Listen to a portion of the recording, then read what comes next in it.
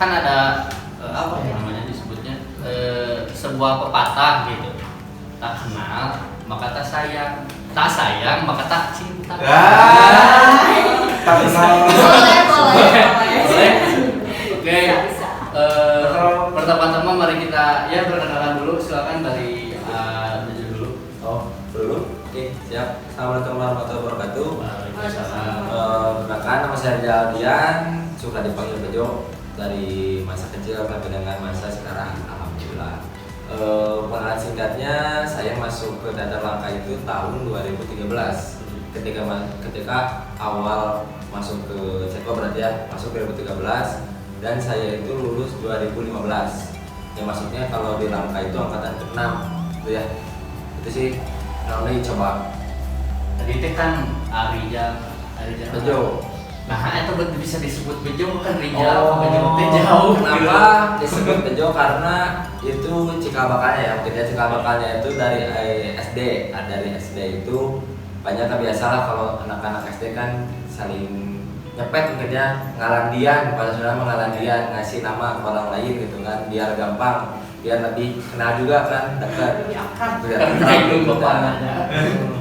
Dulu tuh karena emang kelas 3 tepatnya saya itu ke sekolah tuh sebenjo awalnya, sebenjo, tas hijau itu kan, sepatu terus si apa namanya tuh talinya warna hijau, SD wajar, buku warna hijau gitu kan, pelajaran tuh sampulnya, terus si pulpennya pun warna hijau. Nah teman ada celetukan, sama si hijau awalnya kayak gitu, tapi kesini jadi Bejo gitu kan. Mana Bejo karena emang udah terlanjur disebut Bejo dan juga narima kan ya baiklah, nah ini sih penting mah mana yang akrab gitu kan ya istilah nama. Tapi ketika udah SMP-an baru tahu arti Bejo itu apa gitu kan. Ketika dilihat Bejo itu bukan banget jorok bukan, tapi Bejo itu untung ya baiklah, yang penting mah nama itu ada doanya. Jadi ketika banyak orang yang manggil Bejo, siapa masih untung ya suka miliknya gede gitu awalnya mah. Jadi awal dari keisengan dari teman sampai Bejo sendiri pun mengulik bahwa Bejo itu bukan hanya nama panggilan biasa. Itu ya benar kayak gitu.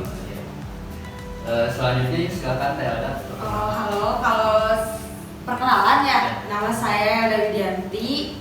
Kalau nama akrabnya itu sering disapa Elda WGWG. WGWG. Elda WGWG. Saya di teater sebagai angkatan 13 dan RNA saya itu 18191307. Saya di Teater Langka kebetulan sedang menjabat sebagai ketua umum periode 2020 sampai 2021. Oh tadi lupa ya katanya. Oh iya, RNA. Menteri salah mah 06 karena tujuh angkatan 6 023 karena absen ke-23 di Teater Langka tuh waktu 27 gitu kan? Iya benar. Si lupa tadi NRA. Tapi bentar ya Teh. Kan Teteh tadi menyebutkan Teteh ketua umum di Teater Langka gitu. Iya. Awal mula Teteh kenapa sih gitu pengen gitu jadi ketua Langka gitu? Kebetulan dulu tuh ada kayak pencalonan gitu ya, dan katanya ada yang memotivasi, ayo cobaan ketua AWW Ceweknya? ketua cewek, dan ya saya memberanikan diri untuk mencoba karena saya mikirnya juga nggak akan kepilih ya, tapi ternyata alhamdulillah dipercaya juga sama teman-teman selangka untuk ya diberi amanat sebagai ketua umum. Jadi sistem pemimpinnya benernya amanah tidak akan jatuh kepada orang yang salah. Betul. Ya, Insya Allah semoga. Jadi selain Tuhan memberikan ke Teh Elda rezeki gitu, meskipun rezekinya ya bersifat apa ya? bersifat amanah. Ya, bersifat amanah itu ternyata anggota Teater Langka semua mempercayai Teh Elda bahwa Teh Elda itu gimana ya? Cocok gitu untuk menjadi pemimpin kami gitu kan. Amin. Amin, amin. Semoga ya. Jadi gini, Teh kan tadi AA sama Teteh udah perkenalan nih, Ya. bahwa dari AA sama Teteh itu dari anggota teater Langka gitu kan. Menurut AA sama Teteh sendiri, organisasi itu seperti apa sih? Boleh dari Abi dulu. Secara umum atau secara gimana? Secara umum dulu boleh. Secara umumnya, kalau menurut saya pribadi, organisasi itu menurut sudut pandang saya berarti ya. Menurut sudut pandang saya itu, kita ibaratin organisasi itu adalah tubuh. Ada tubuh yang dimana itu ada kepala, dimana itu ada bagian-bagian tubuh, tangan, badan, kaki, terus mata, semua pokoknya semua yang ada di tubuh kita itu saya ibaratkan itu adalah organisasi, gitu kan. Yang dimana di organisasi tersebut ya kita tuh harus saling kerjasama. Benar nggak? Ada sistem yang mengatur kita, misalkan dari dalam diri kita, badan kita ada sistemnya, itu adalah otak kan. Ada otak dan juga ada jiwa kita, ada ataupun roh yang memang menggerakkan dan mengatur juga gitu. Jadi organisasi itu adalah gimana caranya kita itu dapat bekerja sama, intinya kayak gitu. Gimana caranya kita itu dapat bersinergi antara tangan dengan kaki, itu harus bareng jalannya gitu kan.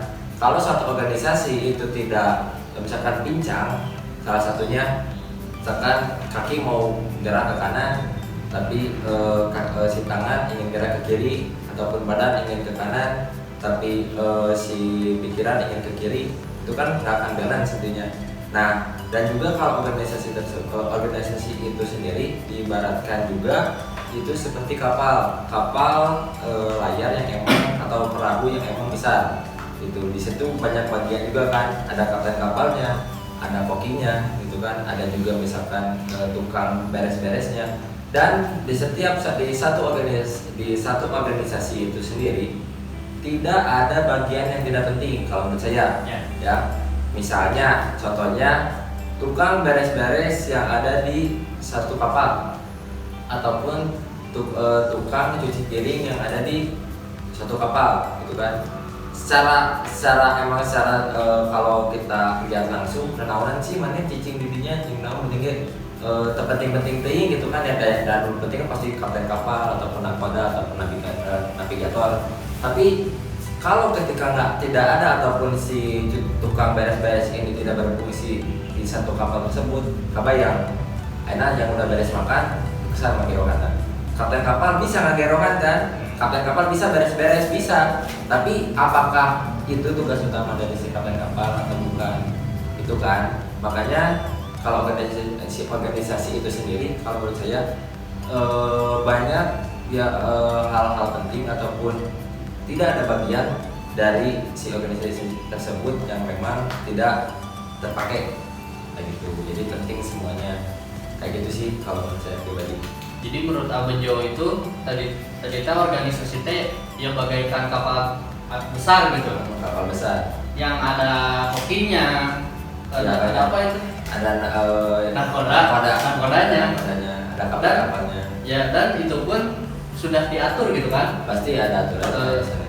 Sekarang misalnya gini, nakoda ingin menjadi koki, tapi emang bisa kan? Bisa. Tapi koki itu belum tentu bisa menjadi nakoda. Nah, gitu. ya, itu bisa juga. Jadi udah punya tugas dan fungsinya masing-masing, intinya kayak gitu. Gimana caranya suatu organisasi tersebut paham dan tahu visi misi kan, pasti ada visi misi ataupun tujuan dari si organisasi tersebut mau jadi apa. Jadi kita tuh tahu kayak gitu. Menurut Teh Elda sendiri, organisasi itu seperti apa?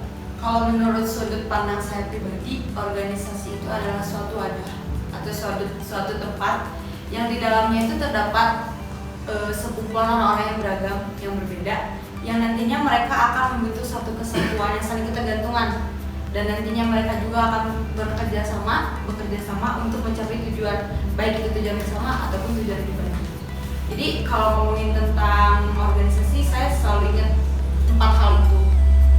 Dan kalau tadi saya mendengar penjelasan dari sudut pandang Abjo, itu sangat relate banget ya. tadi Abijo memfilosofikan bahwa organisasi itu adalah anggota badan beserta kapal yang tidak bisa tidak bisa berfungsi secara sendiri ya, harus ada kerjasama, dan itu agar balance juga. ya agar relate juga dengan sudut pandang aku, jadi aku menyebutnya sebagai saling ketergantungan kayak gitu. Jadi tiap organisasi itu emang harus ada sistem bekerja sama sendiri gitu kan, itu sendiri Harus. gitu kan.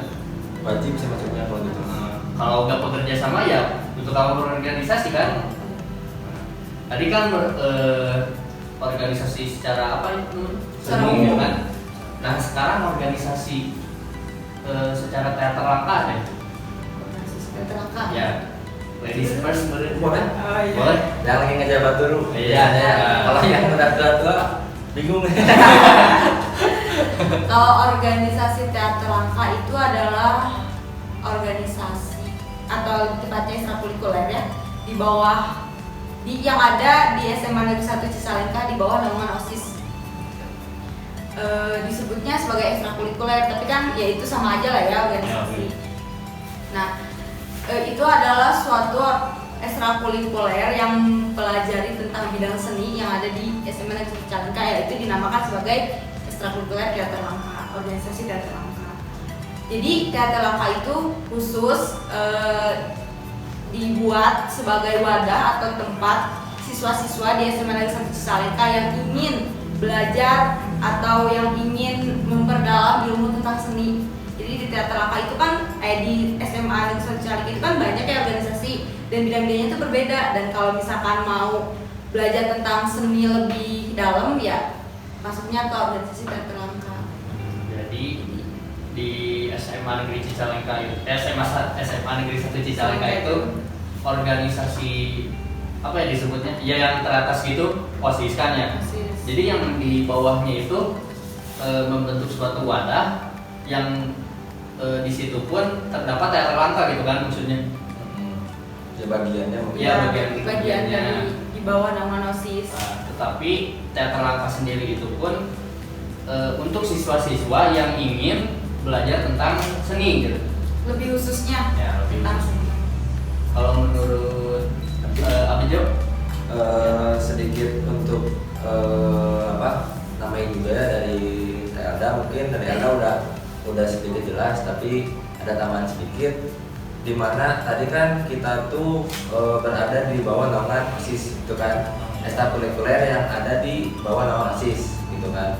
Di Ceko itu sendiri kan banyak ya, tapi yang membedakan antara ekstrakurikuler sama organisasi itu langka tuh ekstrakurikuler, tapi langka juga punya organisasi gitu kan, futsal, basket, terus apa lagi olahraga Poli itu juga ekstrakurikuler. Apakah itu bisa disebut sebagai organisasi atau tidak? Nah, balik lagi yang membedakan itu adalah di organisasi itu sendiri itu kita tuh punya aturan atau sistem yang mengatur gimana jalannya produk organisasi itu sendiri.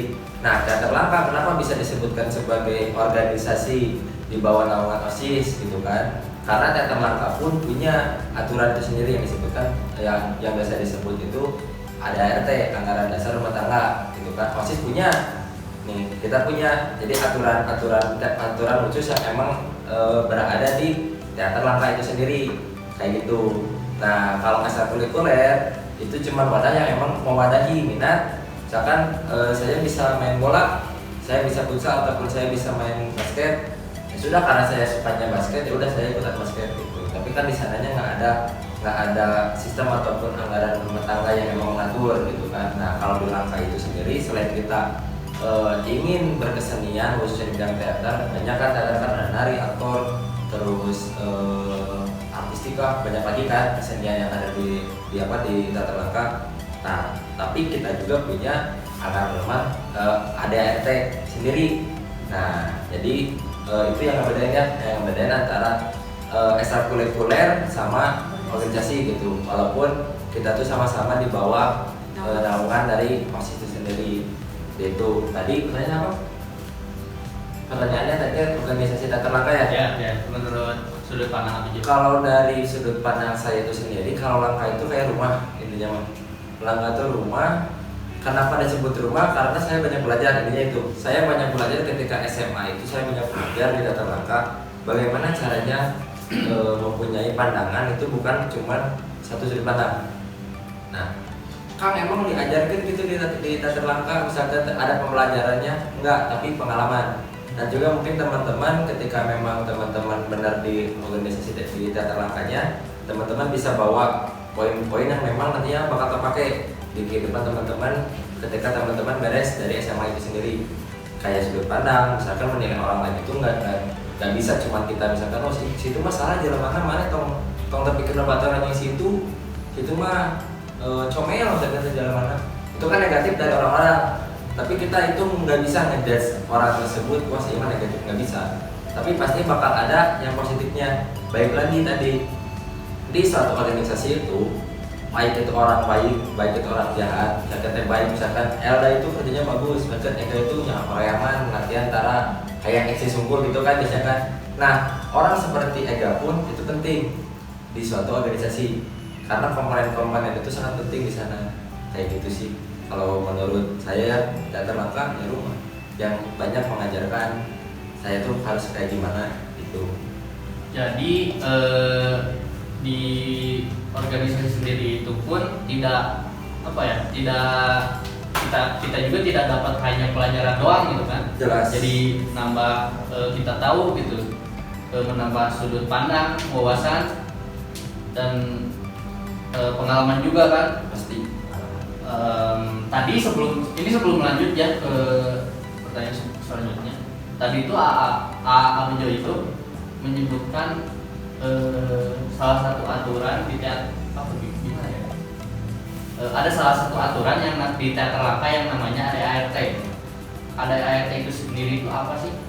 ADART itu kalau kita bisa digambarkan kayak seperti negara. Kalau negara kita itu di Indonesia itu pasti punya undang-undang, ya kan? Undang-undang itu buat apa sih? Buat mengatur kan? Bagaimana suatu negara itu bisa berjalan dari awal dia merdeka sampai nanti kan sampai beres sampai beres jam atau gimana. Nah di Datar Langkah pun ada aturannya. Aturan dasar dan aturan rumah tangga itu buat apa sih gitu kan? Seperti gini aja sekarang. Baik lagi kalau digambarkan itu satu rumah. Misalkan kita punya satu rumah, di rumah kita itu pasti ada aturannya kan. Misalkan udah beres makan, piring itu harus dicuci, itu kan. Itu aturan rumah misalkan. Nah, ketika si aturan tersebut tidak dilaksanakan dengan baik ataupun tidak dijalankan dengan benar oleh si penghuninya, pasti kabayang di rumah tersebut misalkan piring ada 10, pasti bakal numpuk terus. Terus nanti orang ke sebelah ataupun tamu yang datang ke sana untuk makan piringnya kumaha. Itu jadi aturan tersebut untuk mengatur bagaimana caranya si organisasi ataupun gimana caranya si Datar Langkah ini sendiri itu berjalan dengan baik sesuai dengan visi-misi yang ada di Datar Langkah itu sendiri kayak gitu. Oh, jadi kalau misalnya kalau ada aturan pasti gitu akan ya baik-baik saja gitu, balance, kecuali kalau tidak ada aturan. Nah, kayak gitu. Oke. Gini lanjut ke pertanyaan selanjutnya ya. Kan tadi menurut sudut pandang gitu, organisasi secara umum atau secara Teater Langkah itu seperti gimana? Seperti apa gitu. Nah sekarang tujuannya nih, tujuan pertama AA sama Teteh masuk ke organisasi atau ekstrakurikuler Teater Langkah itu seperti apa? Siapa dulu nih? Siapa dulu? Badai sweet mangga, badai adan mangga. Anu warga lah mereka. Orang ada lain kalau pakai deh. Ya. Kalau tujuan saya pribadi masuk ke Teater Langkah itu adalah kan tujuan setiap orang kan, organisasi itu kan banyak orang ya, dan setiap orang itu tujuan masuknya ke organisasi itu beda-beda. Ada yang misalkan masuk ke organisasi karena pengen belajar tentang suatu hal, terus ada juga yang karena pengen menurunkan hobi atau bakat, atau pengen menambah pengalaman, menambah wawasan. atau cuman hanya sekedar iseng-iseng aja ada.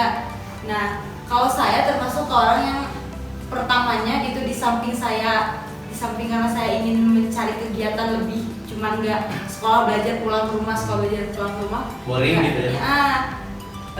Karena saya juga kan cuma iseng-iseng pilih ya, maksudnya sebelum saya masuk ke teater langka juga saya pernah mencoba untuk mengikuti organisasi lain dan sama tujuannya itu juga iseng nyoba-nyoba aja. Dan ketika saya masuk ke organisasi lain ternyata nggak cocok nih gitu, kurang cocok.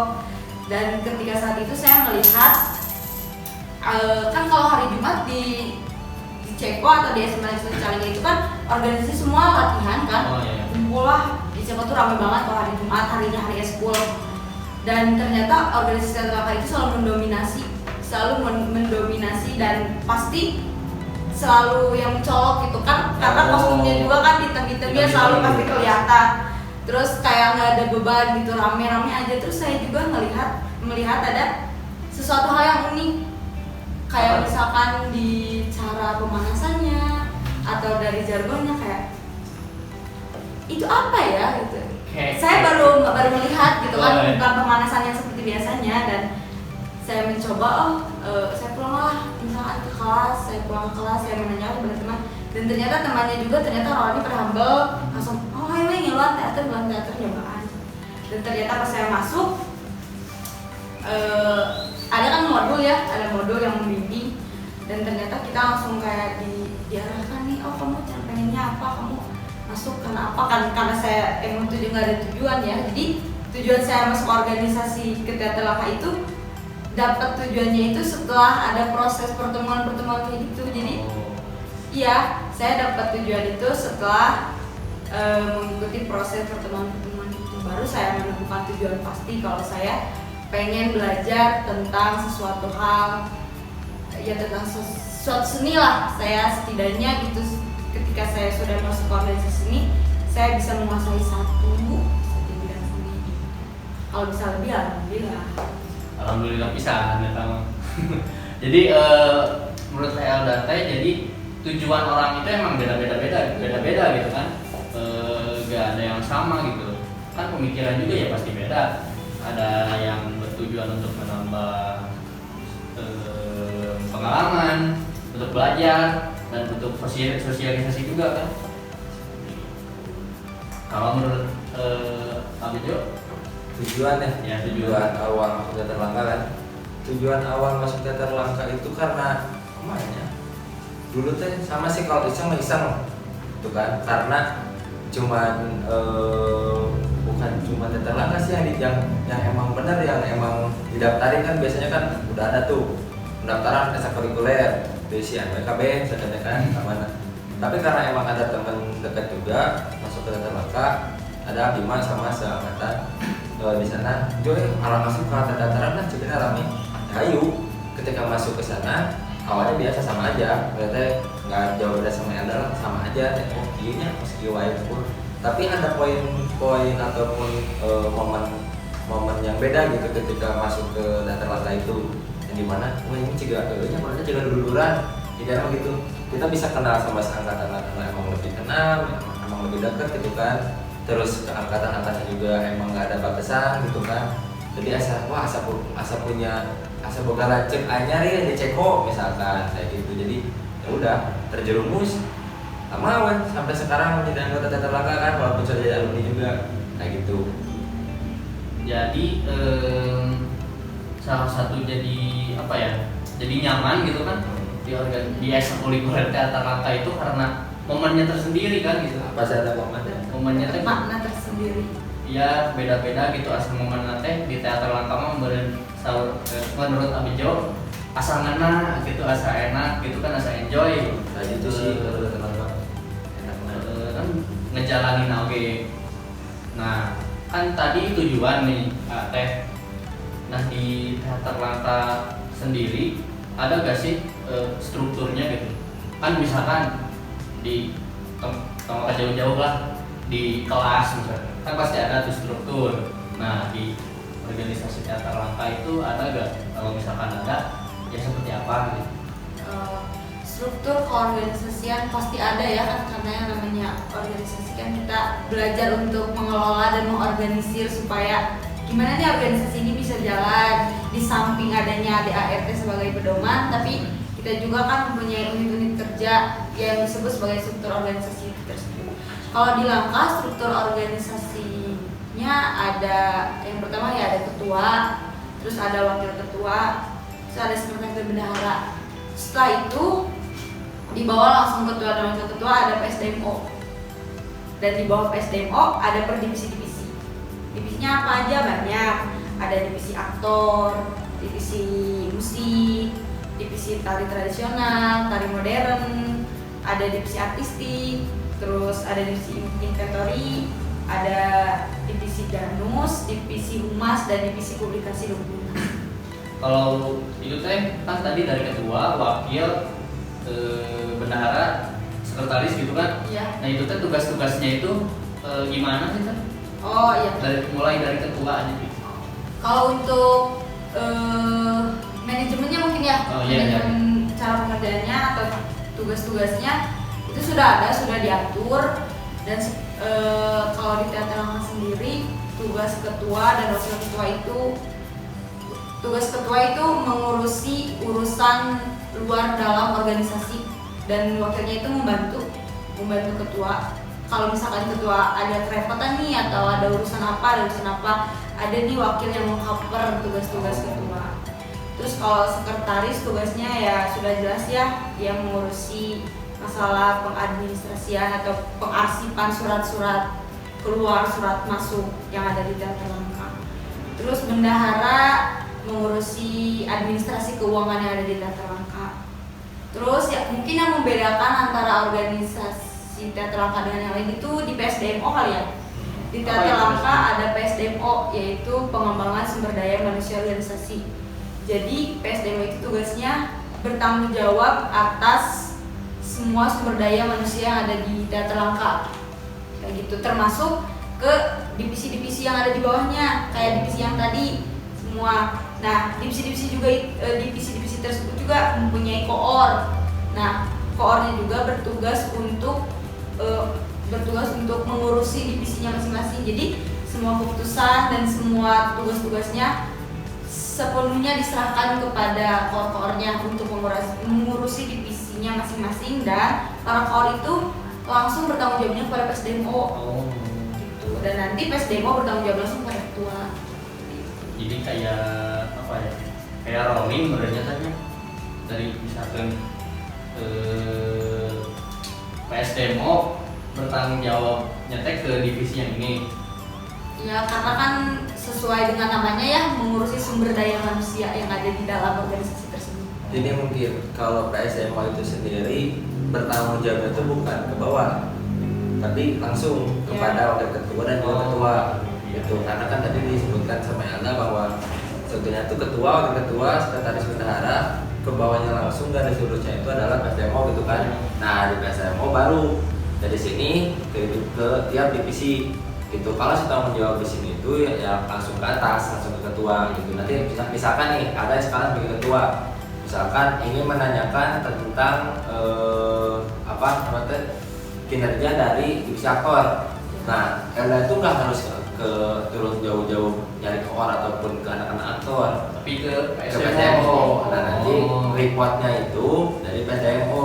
Nih ya aktor sekarang kayak gini, latihannya tiap minggunya pengembangannya kayak apa misalnya gitu. Nah kayak gitu. Nah sedikit tambahan juga ya. Ini buat teman-teman yang mau masuk ataupun yang baru minat ingin masuk ke teater Langkah. Bingungnya nih di Langkah tuh namanya yang ngiluan teater Langkah, cuman nggak bisa acting, nggak bisa nari, nggak bisa musik, gitu kan? Bingung kan mesti kan? Ya. Nah nanti teman-teman mungkin bakal dibimbing sama teman-teman dari PSDMO itu sendiri. Ya. Nanti teman-teman bakal tahu minat teman-teman itu misalkan buat apa, dan juga nanti teman-teman itu sendiri bakal tahu bakat teman-teman itu yang cocoknya kayak apa. Misalkan awalnya akang tuh nggak tahu nih, saya tuh nggak tahu misalkan yang teater Langkah dari nama pada iseng. Jadi kan awalnya kayak gitu kan, iseng, udah baru naking ilmuwan rame sih kan. Nah ketika masuk ke teater Langkah, nanti di sana kita akan digodok mungkin ya, diolah juga. dibentuk juga mau kayak apa sesuai dengan aturan kita gitu kan yang ada di tata langkah.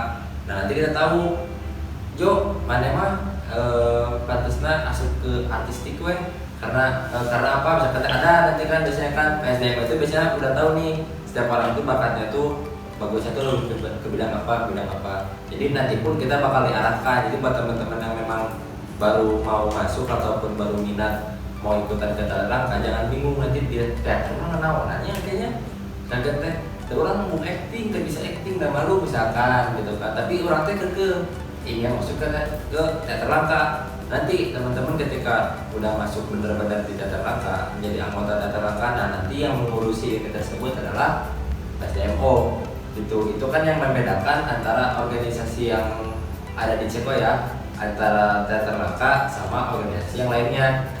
Karena kita itu punya bidang khusus yang dinamakan SDMO tadi, yang untuk nyesok ini diarah-arahin kemana-mananya itu mungkin. Jadi struktur organisasi teater langkah itu ya emang ada gitu strukturnya ya.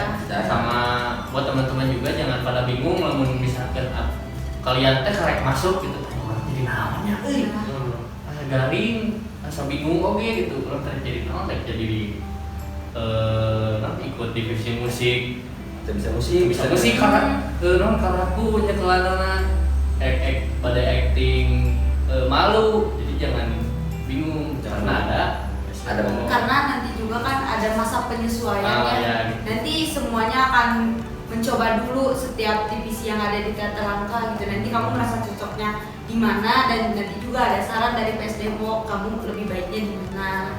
Nah gitu. Jadi tenanglah pokoknya nanti akan disalurkan dengan baik lah. Ya, jadi seperti itu. Tapi gini, kan orang itu ya tentunya manusia ya. Emang gak luput dari kesalahan maupun masalah gitu kan. Organisasi juga ya emang seperti itu kan. Nah organisasi juga ya pasti gitu mempunyai masalahnya masing-masing dan itu pun masalah itu pun ya untuk merubah kita untuk selanjutnya gitu kan bisa menjadi lebih tahu jadi orang teh bisa belajar dari masalah gitu kan. Nah menurut AA sama Teteh gimana sih cara menyelesaikan masalah itu pun sendiri? Masalahnya Alhamdulillah Abjad dulu Alhamdulillah pengalaman sharing doang kalau menurut saya pribadi organisasi dan masalah ya organisasi dan masalah itu emang suatu hal yang tidak bisa nggak adain salah satu pasti bakal ada. Kenapa di organisasi harus ada masalah? Karena itu gunanya kita untuk organisasi. Kita masuk ke organisasi, gimana caranya? Kan pengembangan diri. Gimana caranya kita mau berkembang? Itu pasti harus ada suatu masalah dulu, benar nggak? Kalau di satu organisasi tersebut tidak ada masalah sekalipun, sama sekali tidak ada masalah, misalkan di teater langkah, misalkan tidak ada masalah selama teater langkah itu ada atau selama satu periode. Itu lebih berbahaya daripada teater langkah ada di dalam itu ada masalah gitu. Karena apa? Kita masuk ke satu wadah ataupun organisasi itu pasti kita tuh ingin lebih baik daripada kita yang kemarin. Nah untuk mengembangkan diri kita itu yang harus ada masalah. Makanya kalau menurut saya pribadi masalah dalam organisasi itu tidak bisa dipisahkan, pasti bakal ada terus. Nah, tapi tadi balik lagi pertanyaannya itu bagaimana cara menyikapinya, benar nggak? Itu kan di langkah itu ada masalah nih. Bagaimana sih cara kita untuk menyikapi suatu masalah tersebut yang ada di dalam organisasi tersebut, gitu kan? Yang pertama, mungkin kita harus paham dulu tujuan awal kita apa. Balik lagi tadi aturan. Kita punya aturan di ADART itu ada dituliskan hak dan kewajiban. Terus hak dan wewenang, terus ini kenapa, ini gimana, itu ada di dalam ADART kita. Jadi ketika ada suatu masalah, misalkan di dalam berjalannya satu periode sekarang misalkan ada masalah di tengah-tengah jalan, misalkan dari LSD harus kayak gimana cara untuk memecahkan suatu masalah tersebut.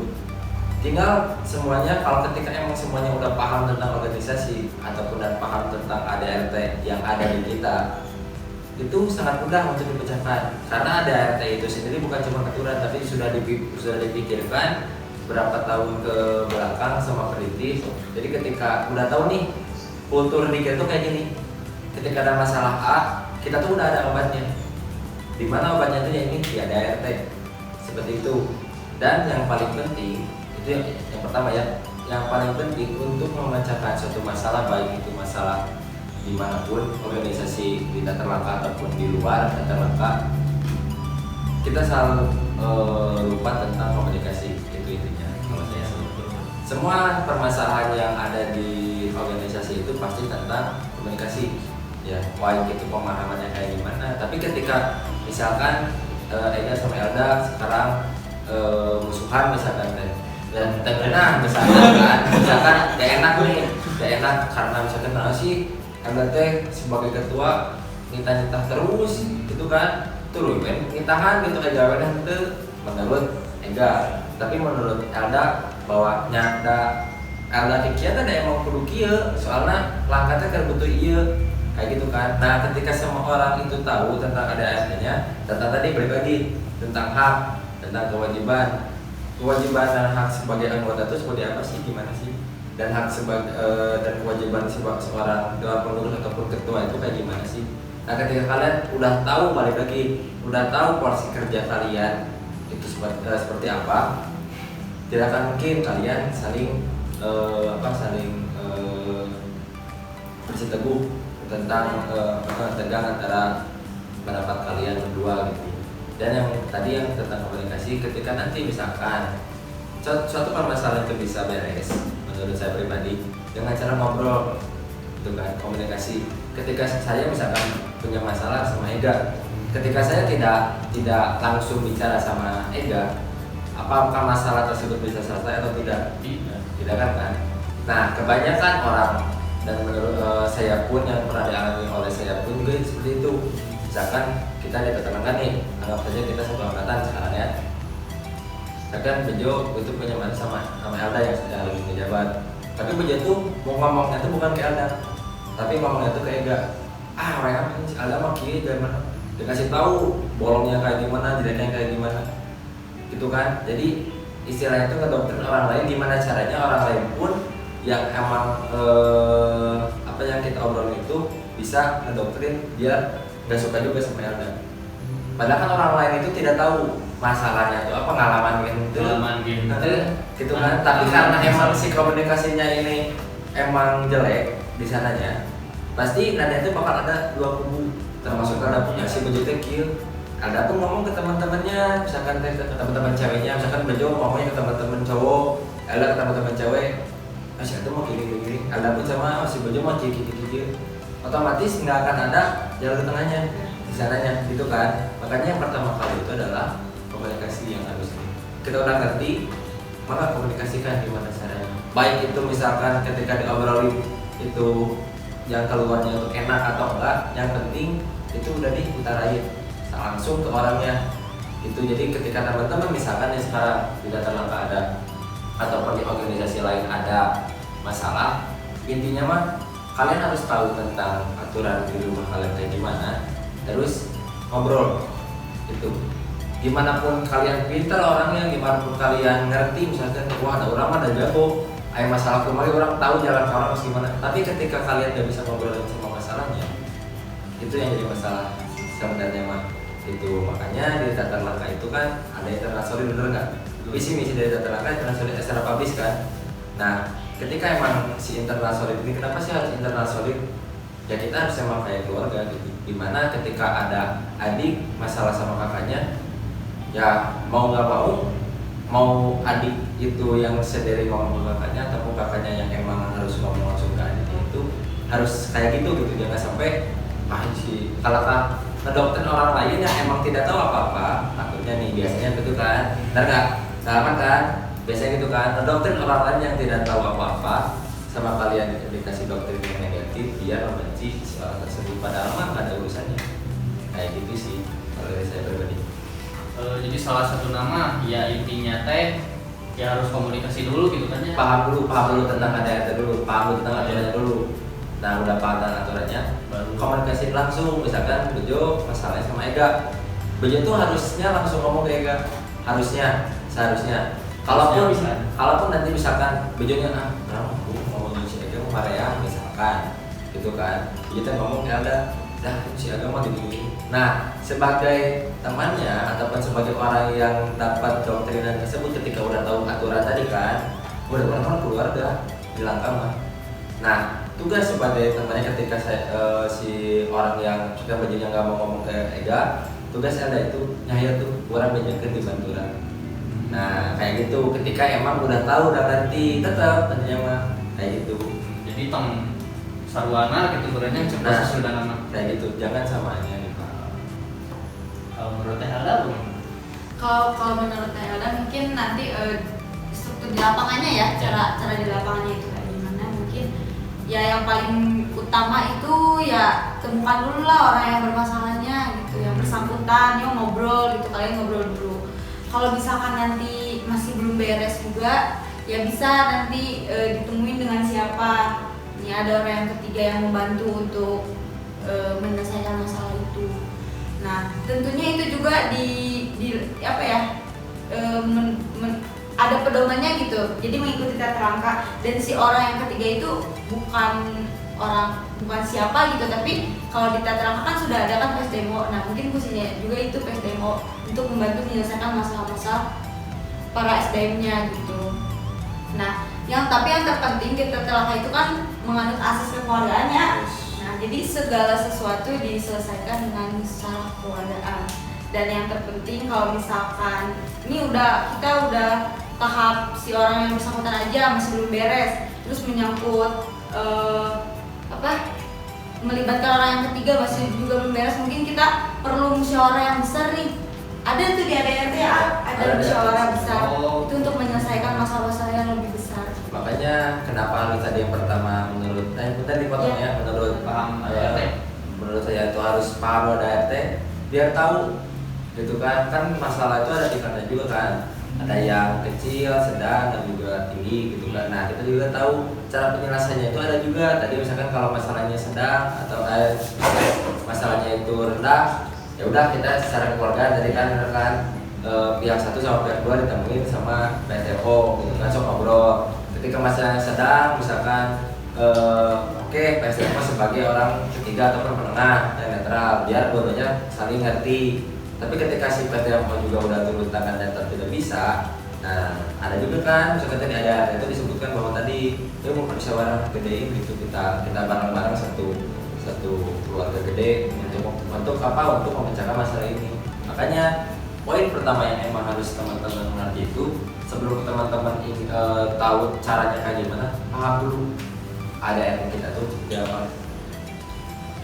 Dan yang terpenting dalam menyelesaikan masalah itu kita harus legowo ya. Maksudnya legowo, kita tuh harus apa ya? Kita tuh harus bisa menerima, kita harus bisa menerima, berbesar hati. Jadi saling paham gitu. Iya, jangan pahuras-huras, gitu kan hese. Saling introspeksi diri juga gitu. Makanya gitunya jeung dulu rek tutulu yang pas saya gitu kan lucu.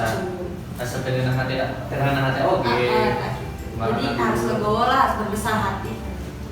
Dan emang betul juga sih itu masalah teh harus diselesaikan dengan yang secara kekeluargaan juga, tapi ya terutama lelaki masalah mah tidak harus diselesaikan dengan iya. Anjir. Budaya pasar adalah cuy. Nah, tadi teh kan udah dijelasin gitunya menurut sudut pandang organisasi teater langka itu seperti apa, tujuan juga udah kan, struktur udah. Nah, selama ini yang rasakan sama Teh Elda rasakan apa ya namanya berorganisasi di teater langka, ada gak sih manfaatnya gitu bagi AA sama Teh sendiri? Salah Berjualan ya, manfaat di teater langka itu sendiri buat Bejo sendiri ya sangat banyak. Tadi gimana caranya Bejo untuk menilai orang lain itu nggak cuma lewat satu sudut pandang. Kang nah tuh bisa gitu tadi itu kan udah emang setiap orang yang ada di teater langka itu emang bisa bisa seperti apa enggak gitu kan, pasti bakal ada pertanyaan seperti itu. Kayak gini aja, ketika Bejo itu di Teater Langka ataupun kita di Teater Langka sekarang mau Mega mau Eldan, pasti kalian belajar tentang keaktoran, benar nggak? Di aktor itu ada yang namanya itu penokohan dan juga observasi, ya kan? Observasi misalkan Bejo mainnya misalkan naskahnya tentang ini, perannya itu misalkan Bejo itu jadi preman, gitu kan?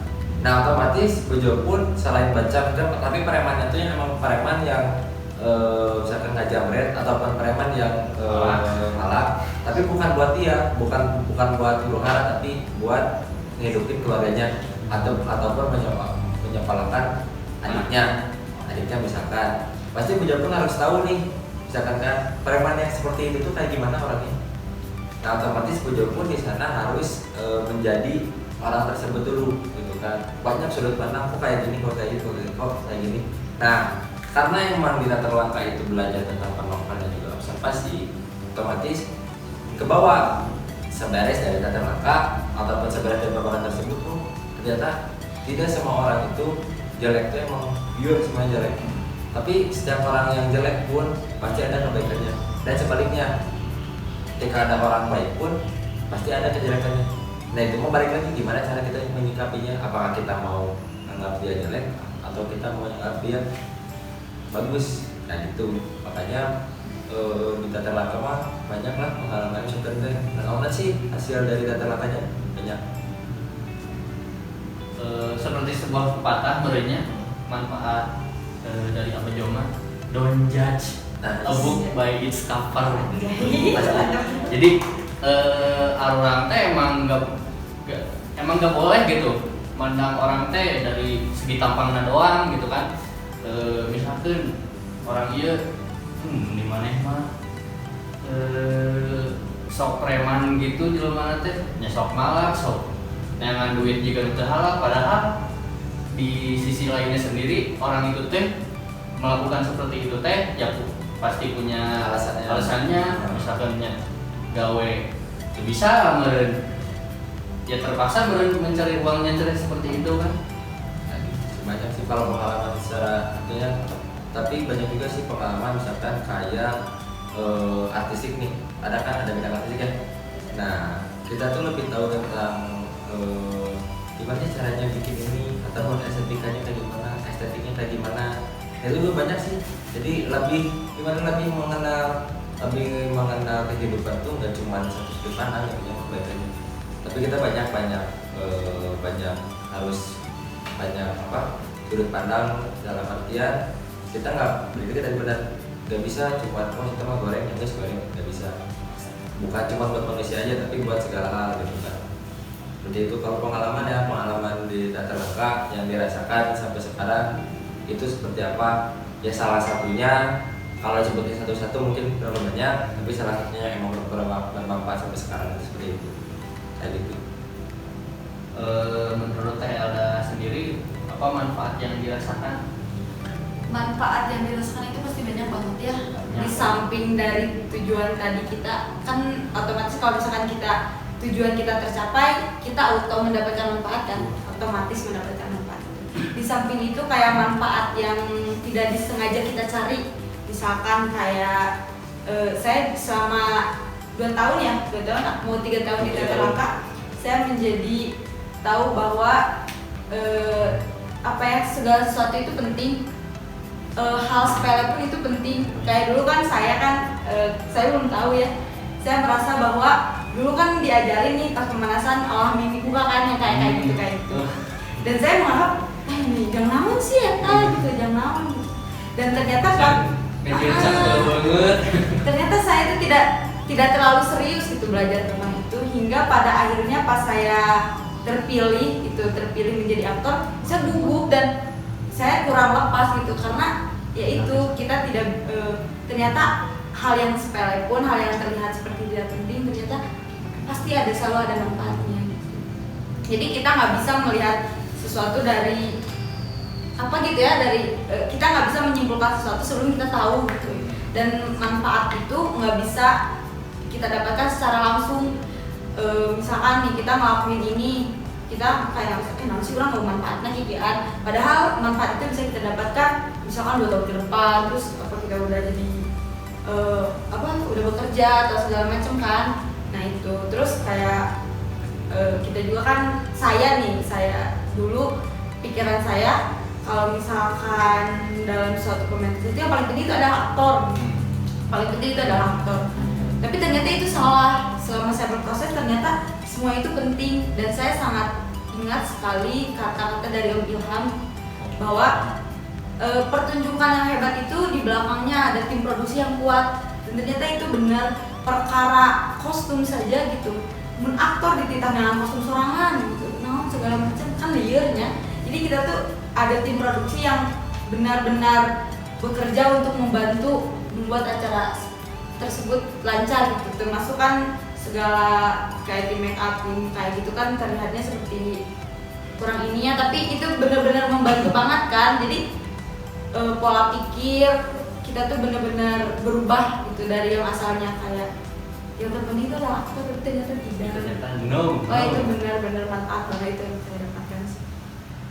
Jadi emang betul sih yang terlihat sepele itu ya emang sepele gitu, pasti ada manfaatnya masing-masing gitu, baik yang sepele maupun yang emang bener-bener itu sepele. Nah, kemudian seperti itu. Oke, jadi tadi teh soal manfaat udah ya, jadi tadi kayak gini sama kayak gini. Nah, dari untuk pertanyaan yang selanjutnya, pas ya selama ini Abjo sama Teh Elda berorganisasi di teater langka, ada gak sih pengalaman gitu yang paling ngena gitu? Dia mah jangan cerita anak incuan gitu istilah nama. Nah, ada gak sih pengalamannya? Ya kalau misalkan ada, tolong jelaskan gitu. Berjualan sebenarnya nggak udah lamanya. Kalau pengalaman di teater langka sangat banyak. Paling berkesannya pengalaman pasti nanti teman-teman juga bakal ngerasain itu dimana awal mula kita masuk ke teater langka gitu kan, kita bikin garapan sendiri kan. Nah, bikin garapan sendiri kita tahu nih si kita gening kieu jalan mana watakna, karena ketika kalian garapan suatu garapan di teater langka, teman-teman tuh bakal lebih tahu sifat dan juga karakter dari teman kalian sendiri. Misalkan Ega sama Elda udah kenal nih sejak lama gitu, misalkan kan, tapi kenal sebatas kenal doang, udah terlalu dekat. Tapi ketika teman-teman masuk ke teater langka, terus teman-teman bikin garapan di teater langka, sifat asli dari Ega, sifat dari asli dari Elda pun bakal keluar. Si mah kieu geuning lamun kita. Nah, di sana tuh kita tuh lebih tahu gitu. Oh, geuning betul-betul kieu nya jalan mana ya. Nah, di sana yang paling pengalaman yang paling bisa dirasakan oleh saya pribadi ya. Kalau pengalaman garapan, pengalaman lomba di sana pasti banyak cerita tentang garapan tahunan, gimana ramainya bikin garapan tahunan, gimana capeknya. Tapi ketika beres pertunjukan, capek tersebut hilang dengan sendirinya, nggak tahu kenapa. Itu hal magis yang ada di teater mungkin ya. Karena ketika kalian bikin garapan tahunan, pasti hari kalian tenaga, pikiran, waktu, dan juga semua yang emang biasanya kalian misalkan pulang sekolah itu bisa apa dulu, sekarang nanti untuk garapan, persiapan untuk garapan. Nah, pasti bakal banyak sekali yang emang kekurasnya. Tapi ketika garapan tersebut jalan, kita diapresiasi oleh para audiens yang menonton kita, ada satu kebanggaan di dalam hati, wah iya garapan teh gitu kan. Makanya ayo ngajin garapan di, karena ada momen yang ataupun hal mistis mungkin ya, misterius yang dimiliki oleh teater itu sendiri gitu ketika kita beres garapan tahunan. Seperti itu sih. Jadi pokoknya nama namun misalkan orang yang capek-capean, mati-matian gitu kerja gitu kieu, tapi pada akhirnya mah ya pasti terbayarkan gitu ya istilahnya mah. Itu kalau pengalaman Teh Elda yang iwak berkesan pisan gitu. Yang paling berkesan. Kalau pengalaman yang paling berkesan ya itu sih saat kita sudah berproses lama dan kita menampilkan dengan begitu apa ya, dengan begitu terharunya gitu kita menampilkan itu. Kita kan tahu ya proses kita itu seperti apa, terus masalah-masalah yang dilewati seperti apa kayak gitu. Kayak urang lah misalkan tinggiluan langkah meureun urang teh moal ngalaman ieu. Meureun urang teh moal bisa aya di panggung seperti ieu. Urang moal bisa bekerja sama jeung mereka gitu. Mereka tuh tim produksi nu itu kan urang moal bisa ngalaman kieu. Eta sih nu yang paling mengena ya, pengalaman yang paling ngena. Terus selain itu juga kayak kita kan di Teater Langka selain belajar tentang seni, berproses tentang seni, kita juga kan kayak menjalankan proker-proker, kegiatan-kegiatan kayak gitu kan. Dari kegiatan ke kegiatan itu kan pengalamannya berbeda-beda, masalahnya berbeda-beda. Kayak kita tuh harus diajarkan benar-benar evaluasi banget gitu. Kayak misalkan di masalah ini mah orang ada kesalahan ieu, kita mengevaluasi, kita mencoba untuk memperbaiki, kita semakin pede. Kita pasti di acara selanjutnya kita pasti lebih mantap, dan ternyata pas di kegiatan selanjutnya kita menemukan masalah baru gitu, dan penyelesaiannya pun pasti berbeda dan rasanya itu juga pasti berbeda. Itu sih, jadi kita selalu selalu dihadapkan dengan masalah yang pasti akan membuat kita semakin dewasa dan semakin mengerti. Dan yang paling penting, pengalaman yang paling penting itu kita harus bisa memanusiakan manusia. Kita juga kayak kita mau bisa sangunahna lah di organisasi. Itu sih pengalaman yang paling penting. Jadi seperti itu ya pengalaman dari Teh Elda sama Abjo juga, ternyata memiliki pengalaman yang beda-beda gitu kan. Ini mah untuk terakhir pisan namanya Penutupan. Penutupan. Ini mah pesan untuk para BCA sekaligus ataupun untuk anggota yang lainnya, tolong gitu kasih pesan dari Abjo sama Elda. Kalau pada salah mangga Juara aja. Aja Pak. Buat teman-teman BCA yang sekarang mau masuk ke Teater Langka, kalau misalnya kalian masuk, cobain dulu. Itu hak kalian sebagai siswa, mungkin sebagai siswa di SMA di Cicalengka. Kalian mau masuk ke organisasi A, B, C, D pun itu hak kalian, bener nggak? Tapi ketika kalian mau masuk ke Teater Langka, coba masuk dulu di sana.